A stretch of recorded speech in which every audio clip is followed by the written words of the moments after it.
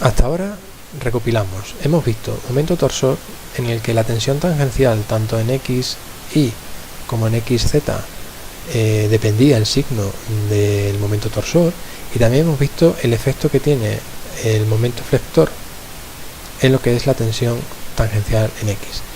En este vídeo lo que vamos a ver es la importancia que tienen las cargas transversales en lo que es el momento flector y también en lo que es la definición de cortante. Ese cortante, como vamos a ver, va a provocar una tensión tangencial que tenemos que estudiar y ver también qué signo tiene. Vemos que el ejemplo que tenemos aquí, tenemos una carga transversal P1 y una carga transversal P2 que está en la dirección del eje Y y Z respectivamente. También dibujamos aquí lo que es el alzado, la planta y el perfil, y nosotros, si rompemos la estructura como estamos acostumbrados en asignaturas tipo resistencia a materiales, podemos poner, si veis, esta distancia, si nosotros esta distancia le llamamos L menos X, el momento flector que tenemos aquí a la hora de romper la estructura, si recordáis, pues tendríamos aquí M y aquí tendríamos MZ. Bueno, pues ese MZ, o ese momento flector en función de P sub 1, sería igual a menos, veis que si aplicamos ecuaciones de equilibrio, eso tendría el mismo sentido, por lo tanto al despejar sería negativo, sería un momento flector negativo porque la viga está triste, como vamos a decir en clase, y ahora lo que nos preguntamos es cuánto valdría esa tensión tangencial. Aquí os pongo, a modo de resumen, que la tensión de tracción o compresión, según la ley de Navier, va a depender de la aplicación de la carga, y que este M de X, ¿sí? Aquí tendremos que poner un menos, para significar que si nosotros tenemos la carga puesta así, que es un momento flector negativo, aquí tendríamos lo que es tracción, es decir, tensión positiva, cuando tenemos momento flector negativo. También, en este caso, lo que nos tenemos que preguntar es qué relación existe entre el cortante, que lo vamos a llamar V de I, por tener la dirección en I, y el momento flector en Z. Aquí hay una pequeña diferencia respecto a lo que hemos visto en la Universidad de Alcalá, en el que decíamos que la derivada del momento flector en Z respecto de X era igual al cortante. Vamos a ver que esto ahora, si tenemos en cuenta lo que es el estado tensional de un punto, va a tener el valor negativo. Daros cuenta que yo al romper, ¿sí? Vamos a tener aquí V de I y V de I, y esto va a provocar que tengamos una tensión tangencial negativa. Bueno, pues para que tengamos en cuenta la tensión tangencial con el cortante, vamos a cambiar el signo y vamos a poner un menos como indicamos aquí. Una vez definidos los conceptos previos, vamos a suponer que tenemos una viga de perfil I en voladizo y vamos a ver los distintos tipos de tensión tangencial que pueden provocar. Recordamos también que la tensión tangencial se produce porque hay una diferencia de tensiones de tracción o compresión cuando el momento flector no es constante, como es en este caso. Aquí, si aplicamos la carga P sub 1, tenemos que en valor absoluto el momento que se produce en este punto, en X2, es menor que en X1. Cuanto más cerca del empotramiento estemos, mayor es el aumento. De hecho, el momento máximo es el valor de la carga por la longitud de la viga. Bueno, pues si nosotros consideramos una parte de esa sección, por ejemplo, una línea en rojo que tenemos aquí, aquí en esta vista de alzado, tendríamos esto, para contrarrestar que los valores de tensión multiplicados por este área son mayores que estos estén en equilibrio, se provocará una carga que es horizontal que está contenida en la misma dirección de este plano. Bueno, pues esa carga horizontal es la que conceptualmente provoca la tensión cortante. Es decir, como pongo aquí, importante, la fuerza que equilibra la diferencia de momentos flectores es el cortante.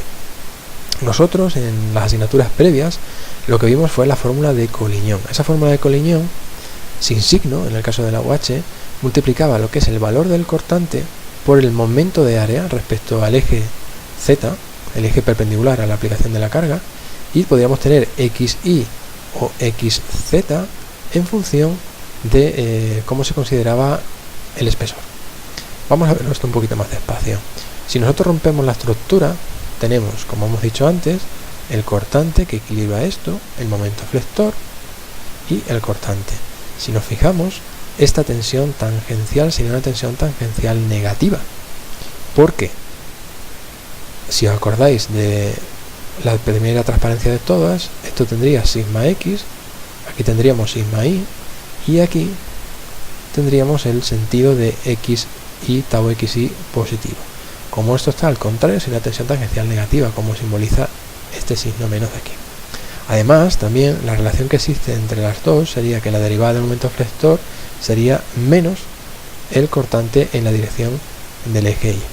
Pues bien, estas tres tensiones, lo que me gustaría que quede claro es que si nosotros tenemos este, que es el caso 1, la tensión esta sería tau xy, en el que el primer momento de área se calcula esta área 1, calculamos el centroide y respecto a la línea neutra.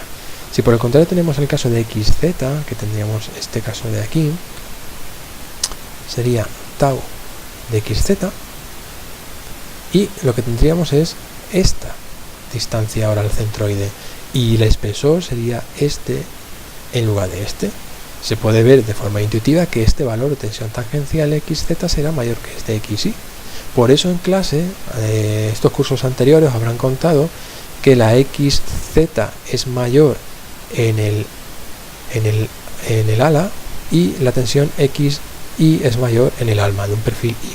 También se puede hacer de forma general, y yo puedo coger una sección cualquiera y lo único que tenía que hacer es calcular el centroide de esa sección y respecto a la línea neutra, y el t sería por toda esta parte.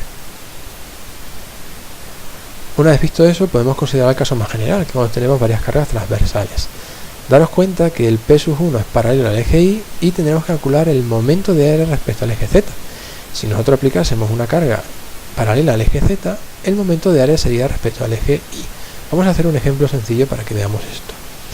Nosotros, si analizamos esa tensión, la tensión tangencial en xz, para estas dos tensiones transversales, pues lo tenemos que analizar es de esta manera. Fijaros, si nosotros rompemos la estructura como tenemos antes, nos damos cuenta que esta tensión, o la tensión originada por la carga P1, va a provocar una tensión tau xz que va a ser negativa. Y en este caso también, al tener sentido contrario, va a ser una tensión tangencial en xz, negativa. De tal manera que nosotros podemos expresar que es el primer momento de área respecto al eje z y el primer momento de área respecto al eje y. Todos negativos y con las cargas transversales. Ahora lo que nos preguntamos es cuánto vale t. Pues t, al estar considerando la misma área y la tau xz, el t sería esto de aquí. Sí, en este caso sería constante. Ahora lo que tenemos que tener cuidado es cuánto vale q sub z y q sub y.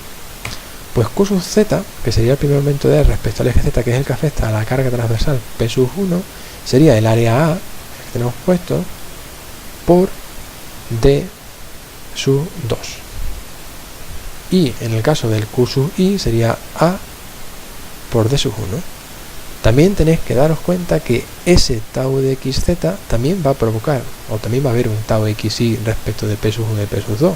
Por lo tanto, cuando tengamos una carga sometida a varios efectos, tenemos que calcular la tensión tangencial xz total y la xy total, que podrá verse afectada pues, por torsión, por flexión, por cargas y por cargas transversales. Bueno, pues con esto acabaría el primer vídeo de repaso de conceptos previos, y lo que me gustaría es que poco a poco lo fueseis viendo y me dijeseis mediante email o en clase cuáles de ellos tendríamos que repasar. Estos vídeos se van a complementar con ejercicios básicos para que vosotros podáis ir repasando también con casos más concretos.